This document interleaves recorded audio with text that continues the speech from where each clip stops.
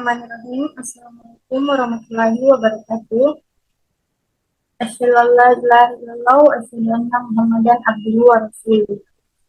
Allahumma shalli ala sayyidina Muhammadin wa ala alihi wa ashabihi ajmain amma ba'd. Yang pertama-tama dan yang paling utama, tak lupa kita panjatkan puji syukur atas kehadirat Allah Subhanahu wa taala yang telah memberikan kita rahmat serta hidayah sehingga kita dapat melaksanakan aktivitas sebagaimana semestinya.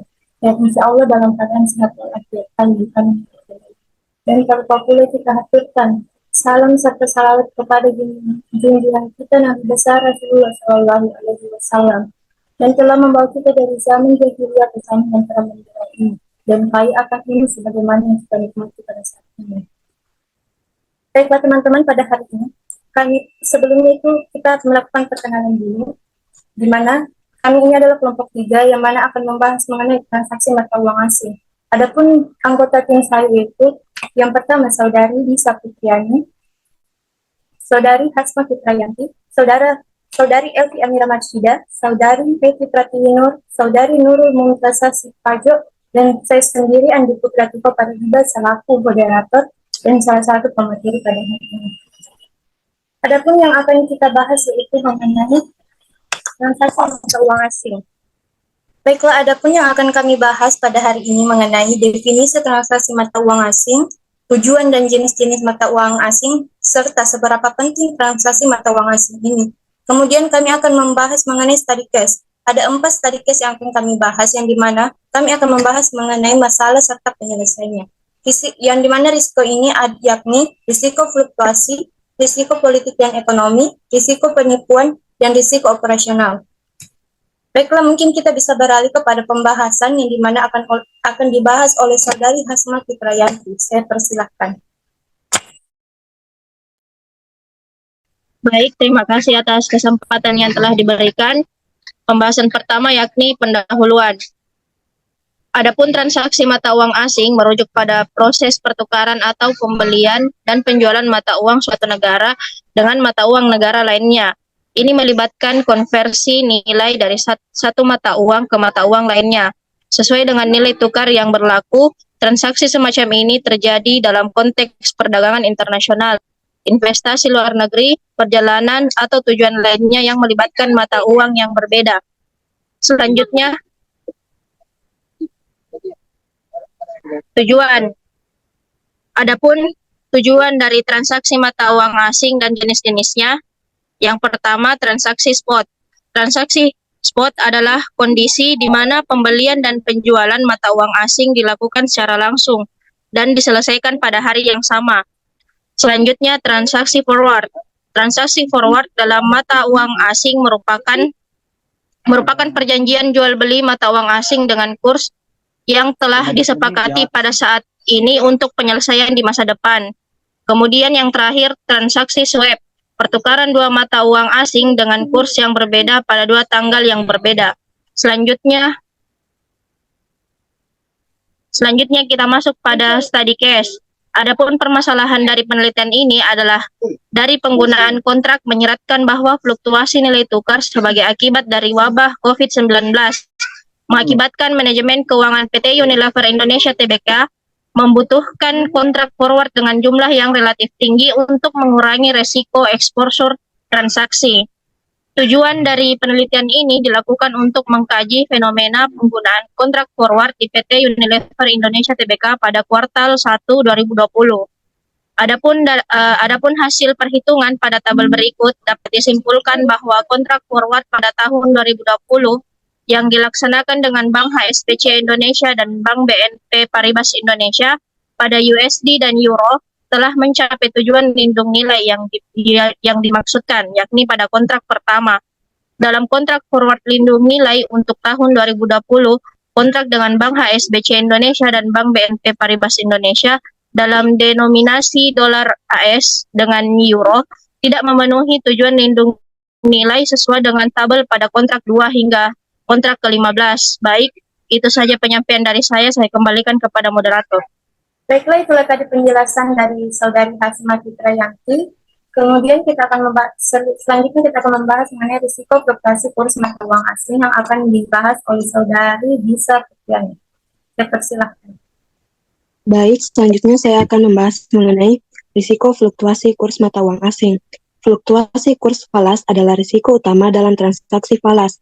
Nilai tukar mata uang asing dapat berubah secara signifikan dalam waktu singkat, yang dapat menyebabkan kerugian bagi pihak yang melakukan transaksi falas. Adapun kasus pada risiko fluktuasi kurs mata uang asing, yaitu terjadi pada PT Dianta Mitra Fairindo Internasional, didirikan oleh Ibu Yunita Wulan Andari sebagai Wakil Direktur dan Ibu Dian Indrianti sebagai Direktur pada tahun 2010. PT Dianta Mitra Fairindo Internasional berfungsi sebagai penghubung resmi untuk mempromosikan barang-barang para pemilik bisnis di pameran perdagangan internasional yang diadakan di berbagai negara.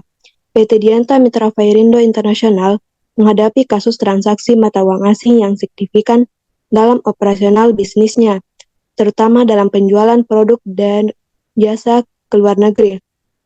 PT Dianta Mitra Fairindo Internasional menangani selisih kurs untuk penerimaan dan pengeluaran kas atau bank. Transaksi dicatat segera setelah terjadi dalam laporan laba rugi sebagai keuntungan atau kerugian selisih kurs. Laporan keuangan terlampir menunjukkan bahwa selisih kurs mengalami keuntungan sebesar Rp4.418.644 pada tahun 2019 dan kerugian sebesar Rp81.649.195 pada tahun 2018. Adapun penyelesaian pada kasus ini, yaitu PT Dianta Mitra Fairindo Internasional dapat dijawab dengan mengacu pada Standar Akuntansi Keuangan Nomor 10 dan Peraturan Pemerintah 23 Tahun 2018. Berikut adalah langkah-langkah yang harus diambil. Yang pertama, pengakuan penghasilan dan biaya menggunakan kurs pada tanggal pencatatan. Yang kedua, realisasi penerimaan dan pembayaran menggunakan kurs pada tanggal transaksi. Yang ketiga, penyesuaian saldo pos moneter akhir periode laporan.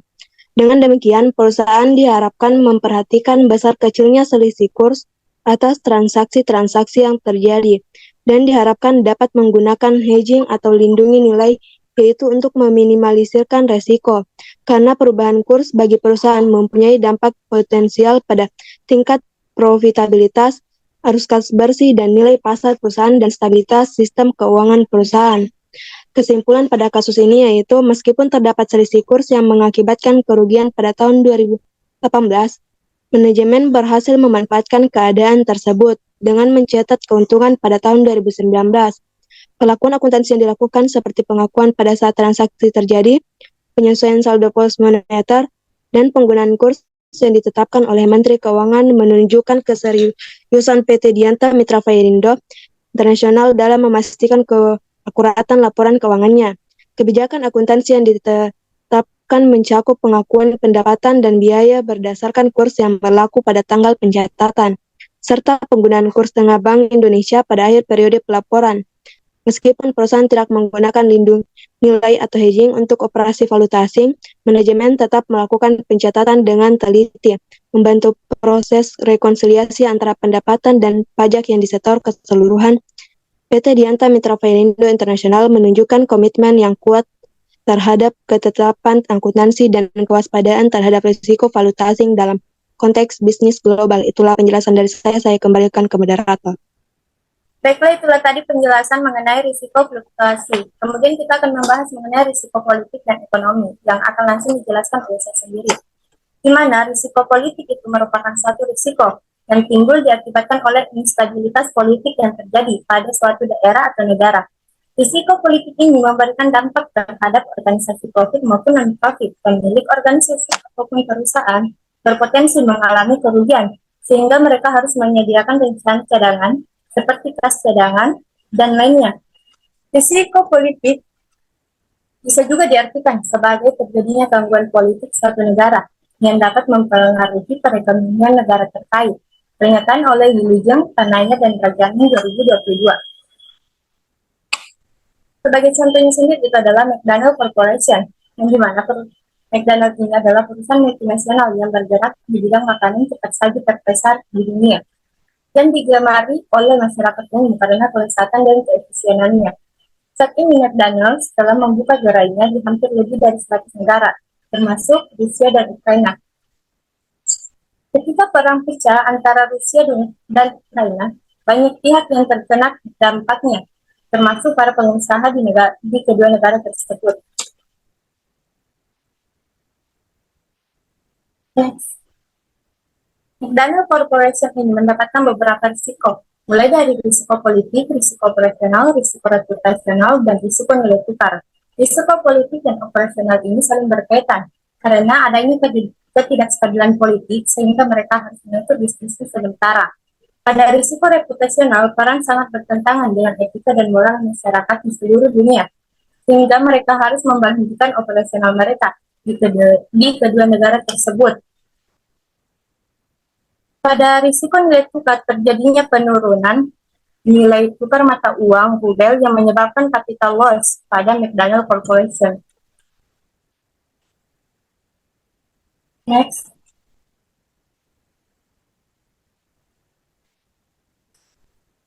Dari segi politik dan operasional, terjadinya ketidakstabilan politik di negara Rusia dan Ukraina yang memaksakan McDonald's untuk memberhentikan operasionalnya untuk sementara waktu, bahkan menutup total gerainya hampir dengan jumlah 847 di Rusia pada bulan Mei tahun 2022. Sebelum gerai di Rusia tutup, perusahaan McDonald's tetap melakukan pembayaran sewa, perlengkapan toko, dan biaya gaji untuk karyawannya yang mencapai 127 juta US dollar atau setara dengan 1,8 triliun rupiah.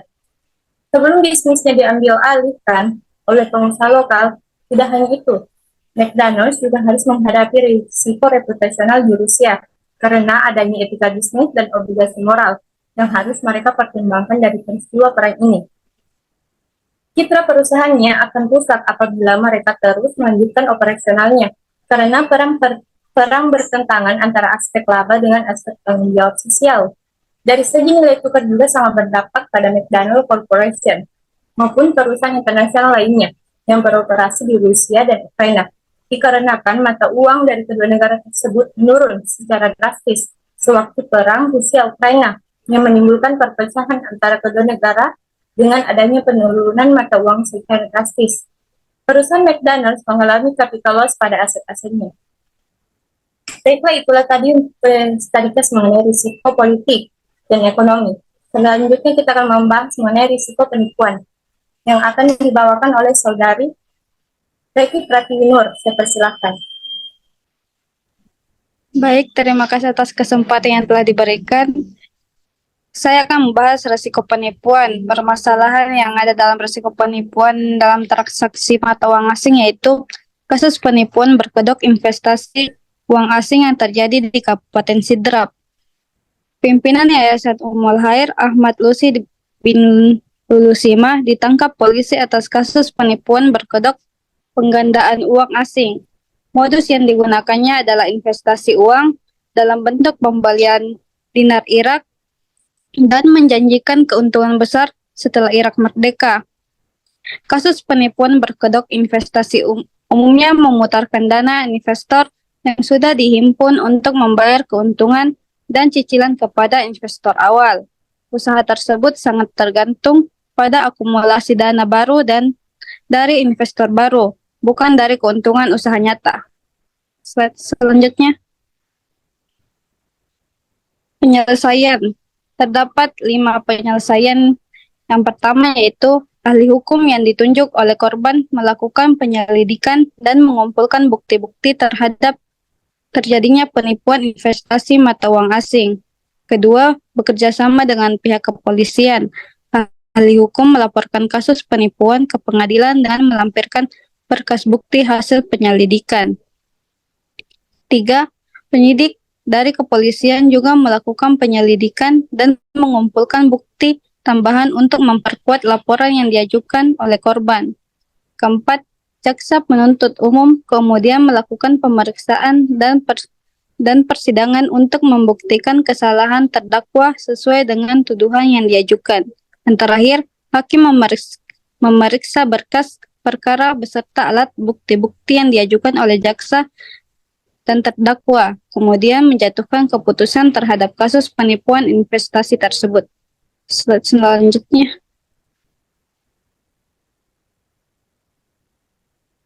Hasil, terjadi kasus penipuan berkedok investasi uang asing di Kabupaten Sidrap yang dilakukan oleh Ahmad Lusi bin Lulu Sima, pimpinan Yayasan Ummul Hayat. Modus yang dilakukan adalah menawarkan investasi pembelian dina Irak dan menjanjikan keuntungan besar setelah Irak merdeka. Ahmad Lusi berhasil menipu banyak korban dengan modus tersebut, yang menggunakan uang dari investor baru untuk membayar investor lama. Akhirnya Ahmad Lusi ditangkap oleh polisi dan kasus penipuan tersebut. Dengan demikian, tindak pidana penipuan investasi uang asing yang dilakukannya terbongkar dan ia menghadapi sanksi hukum. Jadi inti kesimpulannya adalah terungkapnya kasus penipuan investasi uang asing di Sidrap yang dilakukan oleh Ahmad Lusi dan penangkapannya oleh pihak berwajib. Hal ini menunjukkan bahwa perbuatannya sebagai tindak pidana dapat terbongkar dan tindak lanjuti secara hukum. Baik, itulah yang sempat saya sampaikan. Saya kembalikan ke moderator. Baiklah, terima kasih atas penjelasan yang menjelaskan mengenai risiko penipuan. Kemudian kita akan beralih kepada risiko operasional yang akan dibahas oleh Saudari Elvi Amira Marsida dan Nurul Munasa. Silakan. Baik, terima kasih atas kesempatan yang telah diberikan kepada saya. Di sini saya akan membahas tentang risiko operasional, di mana risiko operasional itu dalam transaksi falas dapat terjadi akibat kesalahan manusia, kegagalan sistem komputer, atau force majeure, atau bencana alam, perang, dan lain-lain. Nah, contoh kasus yang dalam risiko operasional yaitu PT Bank Nagari Sumbar didirikan oleh pemerintah Provinsi Sumatera Barat pada tanggal 17 Oktober 1962.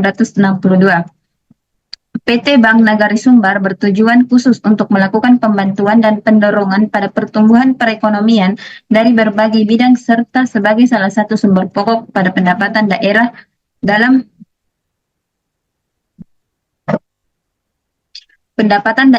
rangka meningkatkan taraf hidup rakyat banyak.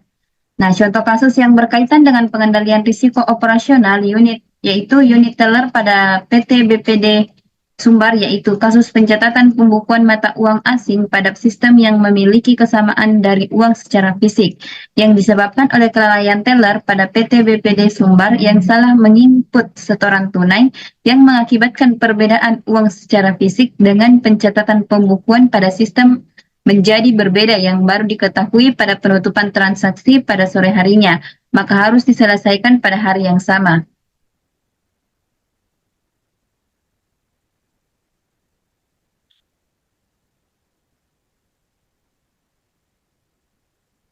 Adapun penyelesaian kasus ini yaitu yang pertama, apabila terjadi selisih kasus kas baik selisih kurang atau lebih, teller wajib menginformasikan kepada kepala bagian operasional dan atau direktur operasional. Yang kedua, jika terjadi selisih kurang yang penyebabnya oleh kelalaian atau kekeliruan ketika penarikan atau penyetoran dari nasabah yang tidak dapat ditagih kembali kepada nasabah, maka teller berkewajiban mengganti pada saat hari yang sama. Yang ketiga, jika terjadi selisih kas jangan diamankan atau disimpan dalam bentuk tunai, dimasukkan ke dalam amplop oleh pihak bank atau dikuasai sendiri oleh teller dengan asumsi dana cadangan untuk dilakukan kompensir apabila sewaktu-waktu terjadi selisih kurang. Yang keempat, selisih kas lebih yang disebabkan adanya pembulatan pembayaran atau penyetoran agar disetorkan ke pendapatan non-operasional bank, laba atau rugi. Nah, yang terakhir yaitu apabila terjadi selisih kas lebih yang tidak dapat ditaksirkan penyebabnya pada hari yang sama agar dibukukan atau diposting ke rekening perantara, misalnya rekening penampungan sementara atau penampungan selisih kas, dengan membuat berita acara selisih kas lebih.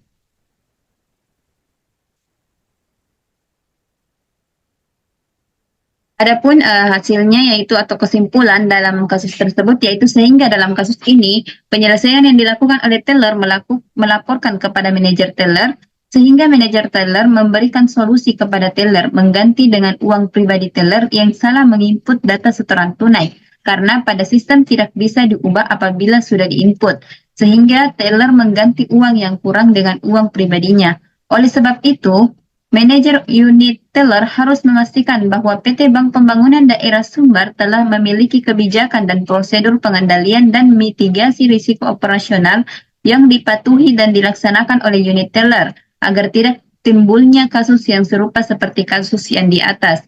Mungkin itu saja penjelasan dari saya kembalikan kepada moderator. Baik, ini telah tadi penjelasan mengenai risiko operasional. Kemudian berikutnya kepada Saudari Nurul Mumtazah, saya persilahkan. Baik, terima kasih. Terima kasih atas kesempatan yang telah diberikan kepada saya. Di sini saya akan menjelaskan mengenai risiko operasional yang diakibatkan oleh bencana alam. Pada tahun 2021, banjir bandang melanda beberapa wilayah di Indonesia. Wilayah di Indonesia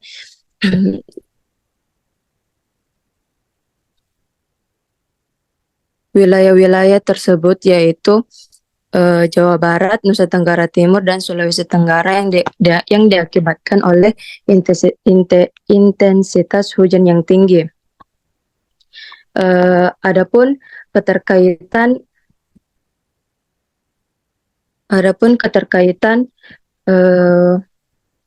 risiko operasional yang diakibatkan oleh bencana alam ini yaitu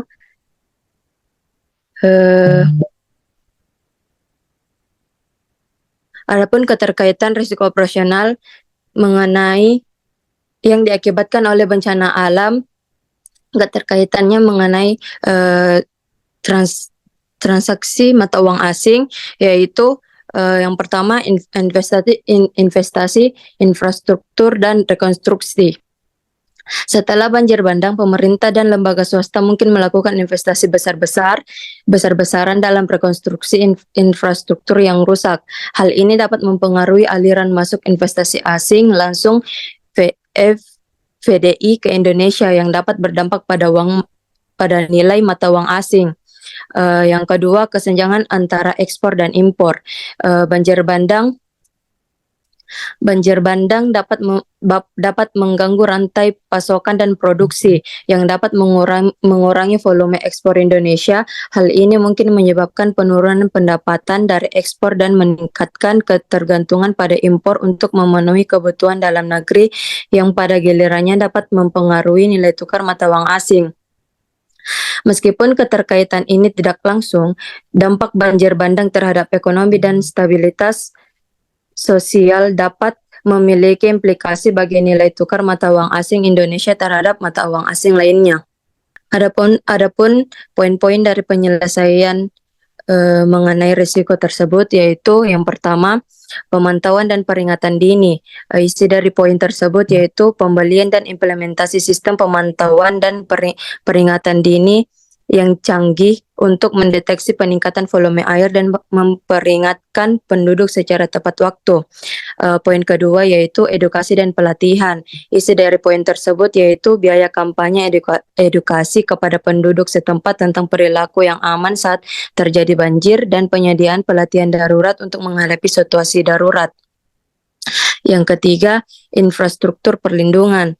Adapun isi dari poin tersebut yaitu biaya pembangunan atau perbaikan infrastruktur perlindungan seperti tanggul, saluran drainase yang lebih besar dan sistem resapan air guna mengurangi dampak banjir. Dan yang terakhir yaitu evakuasi dan penyelamatan. Isi dari poin tersebut yaitu biaya persiapan rencana evakuasi yang terkoordinasi dengan baik dan penugasan tim penyelamat yang siap sedia untuk membantu penduduk yang terdampak. Selanjutnya, adapun hasil yang didapatkan dari penyelesaian tersebut yaitu yang pertama, pengurangan dampak negatif dari banjir bandang termasuk kerugian harta benda dan yang lebih penting nyawa manusia. Yang kedua, peningkatan kesadaran masyarakat tentang perilaku yang aman selama bencana banjir. Dan yang terakhir, meningkatnya kesiapan dan koordinasi dalam menanggapi situasi darurat banjir bandang. Itu baik, mungkin cuma itu yang bisa saya sampaikan. Selanjutnya saya kembalikan kepada moderator. Baiklah, terima kasih atas penjelasan oleh saudara Nurul.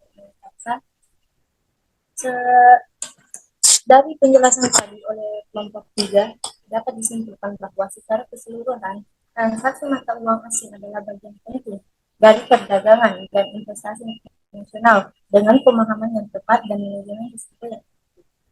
Perusahaan dapat memanfaatkan peluang yang ditawarkan oleh pasar global sambil meminimalkan risiko yang terkait. Oleh karena itu, pemahaman tentang transaksi mata uang asing dan bagaimana mereka dicatat dan dilaporkan dalam laporan keuangan adalah penting bagi siapa saja yang belajar atau bekerja dalam bidang akuntansi internasional. Baiklah, itulah mungkin yang bisa disampaikan oleh kelompok 3. Saya ucapkan banyak terima kasih, terutama kepada dosen pengampu kami, Ibu Eka Merdekawati, SMSE MAK, yang telah memberikan bimbingan kami pada mata kuliah akuntansi internasional, dan kepada seluruh tim yang telah berpartisipasi sehingga kita dapat menyelesaikan amanah yang telah diberikan, yang insya Allah dalam tepat waktu dan dalam keadaan sehat walafiat. Semoga apa yang kita berikan itu akan menjadi amal ibadah bagi kita semua dan menambah wawasan bagi siapapun yang melihat kami. Baiklah, saya akhiri. Billahi fisabilillah. Wassalamualaikum warahmatullahi wabarakatuh.